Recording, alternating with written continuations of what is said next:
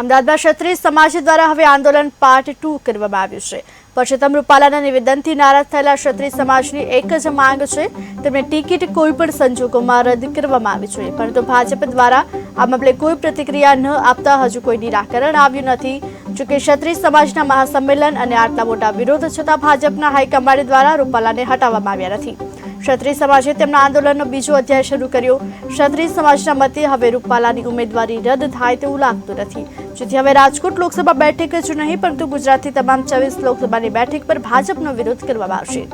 રાજપૂત સમાજ હવે આરપારની લડાઈ લડવા માટે તૈયાર થઈ ગયો છે। જે રીતે રૂપાલાના નિવેદન મામલે વિરોધ પ્રદર્શનથી લઈ મહાસંમેલન સુધી આંદોલન પહોંચ્યું। મહાસંમેલનમાં થયેલા શક્તિ પ્રદર્શન બાદ પણ ક્ષત્રિય સમાજની માંગ રૂપાલાને દૂર કરવાની સંતોષાઈ નથી, જેથી હવે ક્ષત્રિયોએ જિલ્લા લેવલે અને તાલુકા લેવલે વિરોધના કાર્યક્રમો આપવાની રણનીતિ નક્કી કરવામાં આવી છે। એટલું જ નહીં, ક્ષત્રિય સમાજ દ્વારા ગુજરાતની તમામ 26 લોકસભાની બેઠક પર ભાજપનો વિરોધ કરવામાં આવશે। આવતીકાલથી ગુજરાતના તમામ જિલ્લા મથકે મહિલાઓ 7 તારીખ સુધી 1 દિવસનો પ્રતિક ઉપવાસ કરવામાં આવશે।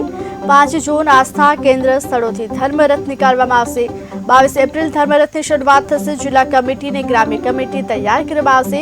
તમામ જગ્યા પર 2 પ્રવક્તા નિમણૂક કરવામાં આવશે।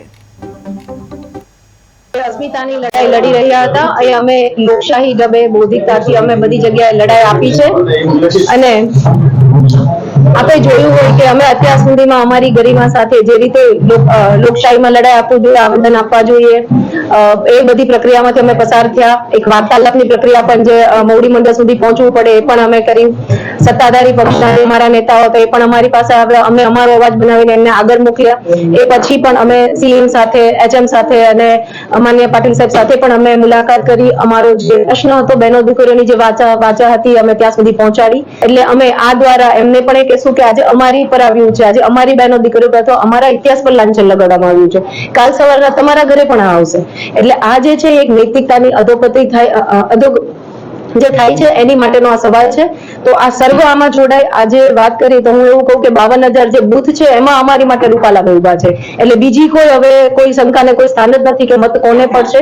વિરોધ પક્ષમાં એક નિર્ણાયક મતદાન પડે એ માટે અમે બહેનો અને બહેનોનું 100% મતદાન થાય। ક્ષત્રિય બહેનો સહિત બીજી પણ ઘણા આપણા બહેનો હોય છે જે આ માટે મતદાન માટે જાગૃત નથી હોતા, તો મતદાન માટે જાગૃત થાય એની માટે હવે અમારી પહેલ હશે અને નિર્ણાયક મતદાન થાય અને આખા ભારત વર્ષની સ્ત્રીઓનો અસ્મિતાનો સવાલ છે, કારણ કે કોઈ નેતા ભવિષ્યમાં પણ એટલે આમાં તો જયારે માફી માંગવાની વાત આવે ત્યારે મને એ પણ વિચાર આવ્યો કે 2 વાર માફી 3 વાર, એટલે હવે કદાચ એવો સવાલ ઉભો થઈ જાય કે કાલ સવારના કોઈ પણ નેતા માતા બહેનો પર ટિપ્પણી કરી જાય, અસ્તિત્વ પર લાંછન લગાડી જાય અને પછી 2 વાર માફી માંગી લઈને માફ કરી દેવાના નહીં। રાજપૂત સમાજ આ ક્યારેય સ્વીકારશે નહીં। એટલે અમારી લડાઈ આ સીધી છે કે ભાઈ રૂપાલા સાહેબ હવે કોઈ જગ્યાએથી 26 સીટ છે એમાં અમે રૂપાલા સાહેબ દેખાય છે અને અમે છેલ્લે ઘડી સુધી મતદાન સુધી અમે લડત આપશું।